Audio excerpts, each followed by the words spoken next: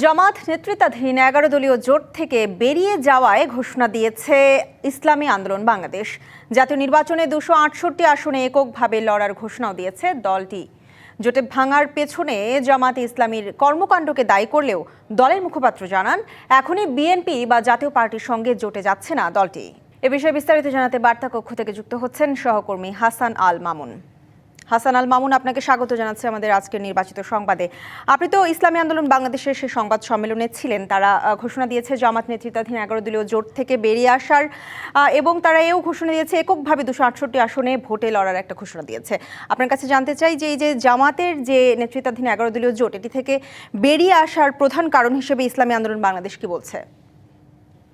জি, আপনাকে ধন্যবাদ। যেমনটা বলছিলেন, আসলে দীর্ঘদিন ধরেই কিন্তু এই ১১ দলীয় জোটের যে আসন সমঝোতা সেটি ঘোষণা হওয়ার কথা চলছিল, এবং এই ঘোষণার প্রেক্ষিতে আজকাল করে করে কিন্তু গতকাল ১১ দলীয় জোটের পক্ষ থেকে কিন্তু যেই জোটের যেই দলগুলো, সেই দলগুলো কাকরাইলে ইঞ্জিনিয়ার্স ইনস্টিটিউটে কিন্তু আসন সমঝোতার জন্য তাদের ঘোষণা দেয়, এবং রাত ৮টায় এটি ঘোষণা হওয়ার কথা থাকলেও সেটি ঘোষণা হয় রাত ৮টা ৪৫ পর।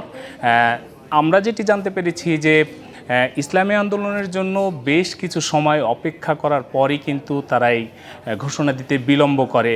যেটি প্রশ্ন করেছেন যে আসলে কেন তারা বের হয়ে গেল, এটির দুটি উত্তর তারা দিয়েছেন। তারা প্রধান দুটি কারণ দেখিয়েছেন, একটি হচ্ছে ধর্মীয় কারণ আর একটি রাজনৈতিক কারণ তারা উল্লেখ করেছেন। তার মধ্যে ধর্মীয় কারণ হচ্ছে যে তারা বলছেন যে জামায়াত ইসলামীর সাথে তারা যেই জোট করেছিল সংস্কারের জন্য, দেশ সংস্কারের জন্য,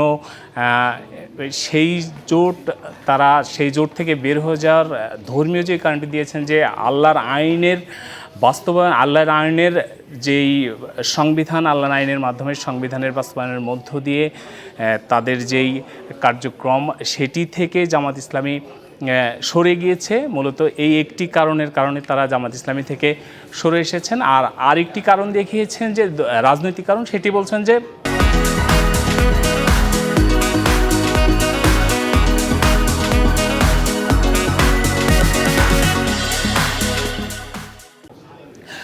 জামায়াত ইসলামীর আমির এর আগে বিএনপির ভারপ্রাপ্ত চেয়ারম্যান তারেক রহমানের সাথে দেখা করেছেন। সেখানে তিনি তারেক রহমানকে বলেছেন যে আগামী জাতীয় নির্বাচনে যদি তারা জয়লাভ করে তাহলে তারা হচ্ছে বিএনপিকে সাথে নিয়েই সরকার গঠন করবে, এমনটি অভিযোগ তারা করেছেন। তারা এটিও বলেছেন যে যদি আগামী নির্বাচন হয় সেই নির্বাচনে জাতীয় সরকার গঠন করবে বিএনপির মাধ্যমে, এবং এই জায়গা থেকে তারা বলছেন যে আগামী নির্বাচন পাতানো হতে পারে, সেই অভিযোগটি তারা নিয়ে এসেছেন, এবং সেই অভিযোগের প্রেক্ষিতে তারা কিন্তু এই জামাতের যে ১১ দলীয় আসন সমঝোতার জোট, সেই জোট থেকে সরে এসেছেন। মূলত এই দুটি কারণ তারা উল্লেখ করেছেন। একটি হচ্ছে যে আল্লাহর আইনের বাস্তবায়নের মাধ্যমে যে দেশ পরিচালনা, সেখান থেকে জামাত সরে গিয়েছে। আর আরেকটি বলছেন যে তারা তাদের যে রাজনৈতিক এজেন্ডা, অর্থাৎ তাদের যেই মূল উদ্দেশ্য, সেই উদ্দেশ্য থেকে সরে গিয়ে তারা বিএনপির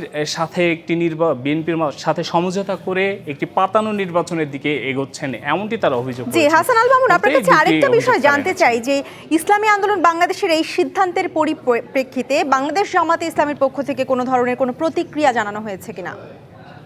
জি, এই বিষয়েও কিন্তু আমরা জামাত ইসলামের যে কেন্দ্রীয় কার্যালয়, সেখানে গিয়েছিলাম তাদের ইসলামী আন্দোলনের সংবাদ সম্মেলনের পর, এবং জামাত ইসলামের সহকারী সেক্রেটারি জেনারেল এহসানুল মাহমুদ জুবায়েরের সাথে আমরা কথা বলেছি। তিনি বলছেন যে এই যে ইসলামী আন্দোলন বের হয়ে গেল, এই বের হওয়ার কারণে যেই জোট, তাদের নির্বাচনী জোট, এই জোটে কোনো প্রভাব পড়বে কিনা। তারা বলছেন যে প্রভাব যদিও পড়ে, সেটি এখন এই বিষয়ে তারা খোলাখুলি আসলে বলতে চাচ্ছেন না। তারা বলছেন যে দলে যে ঊর্ধ্বতন যারা রয়েছেন তারা এখনও চেষ্টা করছেন মূলত এই ইসলামী আন্দোলনকে দলে নিয়ে আসার জন্য, যদিও আগামী ২৪ তারিখ পর্যন্ত মনোনয়ন প্রত্যাহারের সময় রয়েছে। এছাড়া নির্বাচনের সময় পর্যন্ত জোট একসাথে নির্বাচন করার একটি জায়গা রয়েছে। সেই জায়গা থেকে দলের যারা উচ্চ পর্যায়ে রয়েছেন তারা ইসলামী আন্দোলনের সাথে যোগাযোগ অব্যাহত রেখেছেন, এবং চেষ্টা করছেন যে তাদেরকে একসাথে নিয়ে সেই নির্বাচন করার জন্য।